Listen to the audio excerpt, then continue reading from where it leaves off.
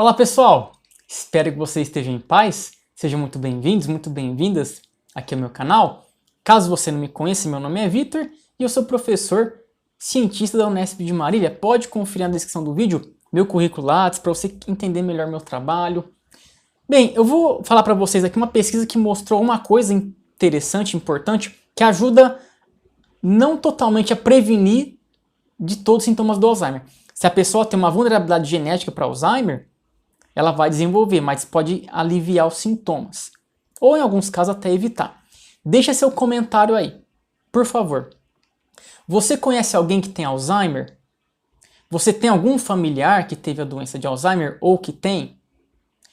Porque eu já abordei aqui no meu canal, se inscreva aqui no meu canal, me sigam também nas redes sociais que eu deixo aqui na descrição do vídeo, grupo do WhatsApp, Facebook, Telegram, Instagram, Twitter. Porque lá, aqui no meu canal, eu já falei, tem um vídeo que eu falo quais as chances de você desenvolver Alzheimer. E lá eu abordo todo um estudo que fala a questão genética. Aí você consegue entender, se encaixar e perceber se você tem chance alta ou baixa de desenvolver Alzheimer. Por isso que é importante ter esse conhecimento. Vamos conversar aqui em 3 pontos, tá?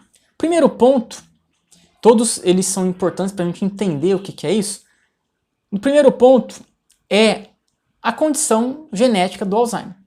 Temos livros que mostram a teoria do desenvolvimento do Alzheimer, que tem como base a polipoproteína E, tem os genes que codificam essa proteína, e a variável genética influencia bastante, por isso, principalmente na população latino-americana, nós aqui da América do Sul.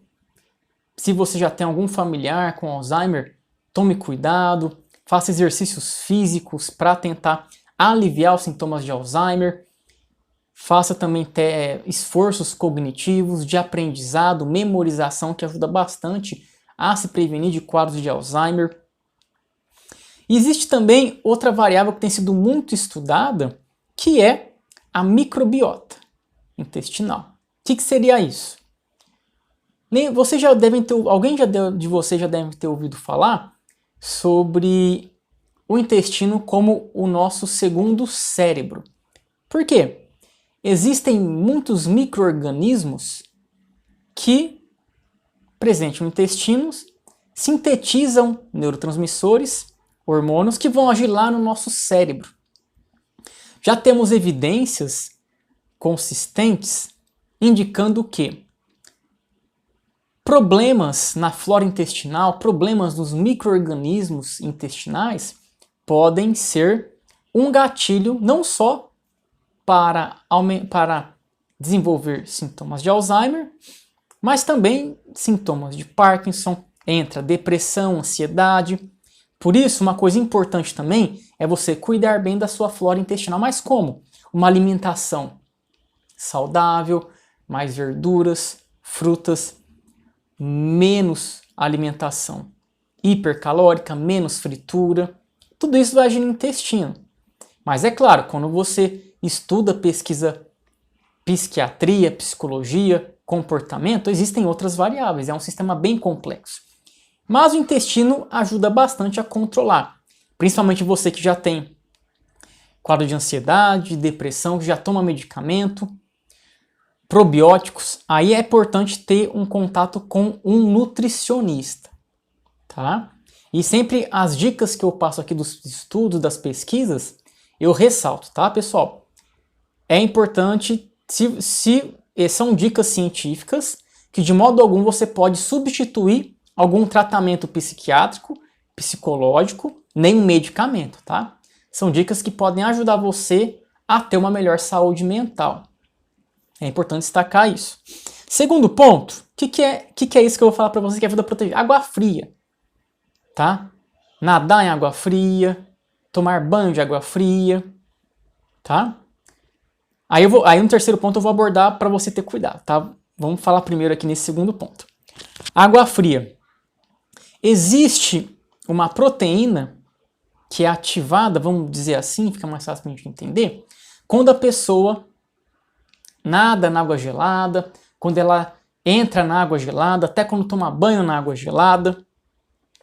E aí quando o corpo é resfriado, Isso ajuda a proteger o cérebro de problemas degenerativos, como a demência.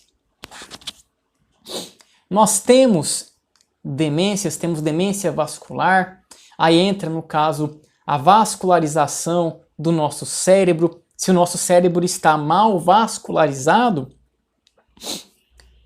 isso é um problema. Por isso que pessoas que já têm uma predisposição genética para desenvolver alguma demência, para desenvolver Alzheimer, ou também outros quadros de saúde mental, ansiedade, depressão, esquizofrenia, distúrbio psicótico. Se a pessoa já tem algum comprometimento cardiovascular, algum comprometimento nos vasos sanguíneos, isso já pode ser um gatilho para que a pessoa piore os seus sintomas, tá?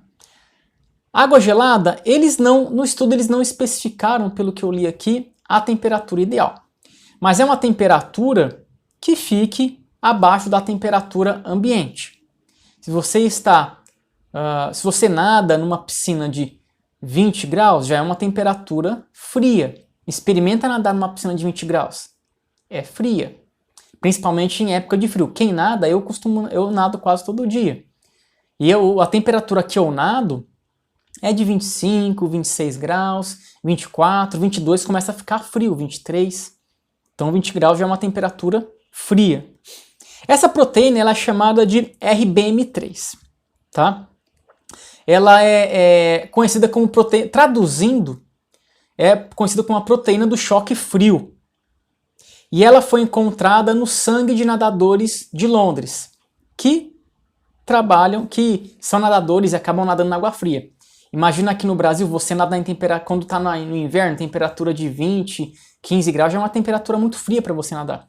Lá em Londres, que o inverno é bem mais intenso, temperaturas negativas quando neva, eles nadam numa água mais fria do que aqui no Brasil. O que acontece? Essa proteína, eles têm pesquisado que ela consegue retardar o início dos sintomas da demência e consegue até reparar alguns danos que já foram ocorridos, envolvidos com estresse oxidativo, com radicais livres. Isso foi observado em animais. E aí, agora eles estão vendo que em humanos também isso é possível. Aí eu vou abordar com vocês, então, um terceiro ponto para tomar cuidado.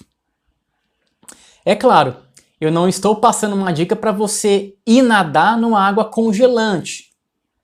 Para você, quem mora no exterior, está vendo esse vídeo e neva, ou mesmo aqui na região sul do país, do Brasil, não é para você ir no rio que está congelado e nadar.